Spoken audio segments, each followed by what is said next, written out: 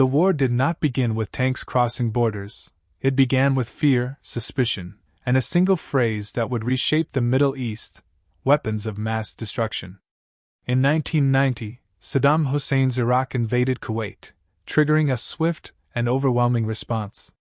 The United States led a multinational coalition in the Gulf War of 1990 to 1991, forcing Iraqi troops out of Kuwait and delivering a decisive military defeat to Baghdad.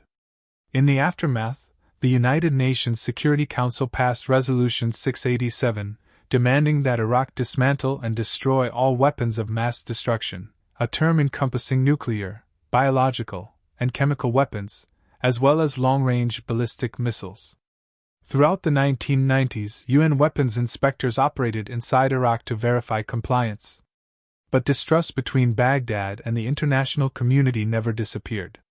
In 1998, Saddam's regime abruptly ended cooperation with the inspectors. The response was immediate. The United States and the United Kingdom launched airstrikes against Iraqi targets, reinforcing the belief in Washington that Saddam was hiding something. Everything changed after September 11, 2001.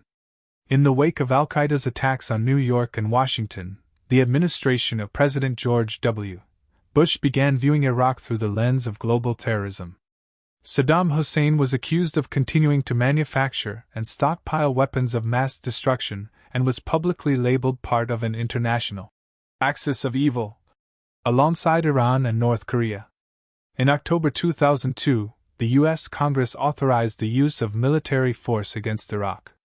Many policymakers believed there was credible evidence that Saddam possessed banned weapons and that his regime posed a genuine threat.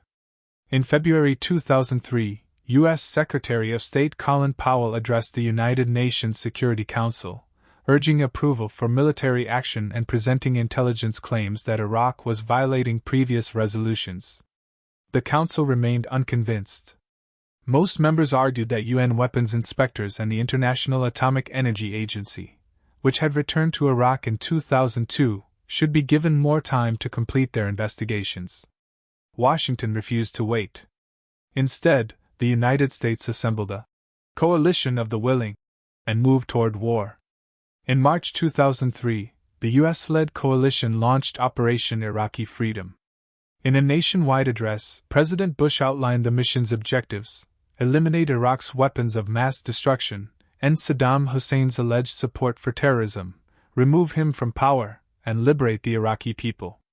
The opening air campaign targeted Iraq's military infrastructure and sought to kill Saddam himself, along with his sons Qusay and Uday. Reports initially suggested near misses, but these claims were later proven false. As Baghdad fell, Saddam Hussein vanished. His continued absence became a strategic and psychological problem for coalition forces. His survival fueled insurgent resistance and reinforced fears among Iraqis that the former dictator might return. Areas traditionally loyal to Saddam, particularly Tikrit, became centers of guerrilla activity. In July 2003, U.S. Special Forces killed Qusay and Uday Hussein during a 6-hour firefight in Mosul, a major blow to the remnants of the regime. Yet Saddam himself remained at large. According to later interrogations, he avoided capture by moving constantly, traveling without bodyguards, and hiding in crude, temporary shelters. American and Iraqi forces suspected the use of doubles, a claim Saddam later denied. He is believed to have used dozens of hiding places across Iraq, many connected by local tribal networks.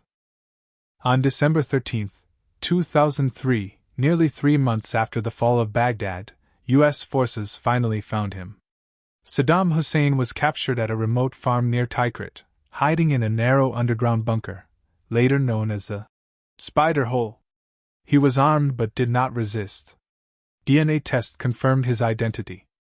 Images of the disheveled former dictator shocked the world and shattered the carefully crafted image of power he had projected for decades.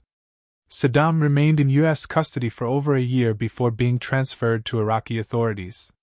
During interrogations, he claimed that Iraq had no remaining weapons of mass destruction prior to the invasion and denied any connection to al-Qaeda or Osama bin Laden, whom he described as a religious extremist.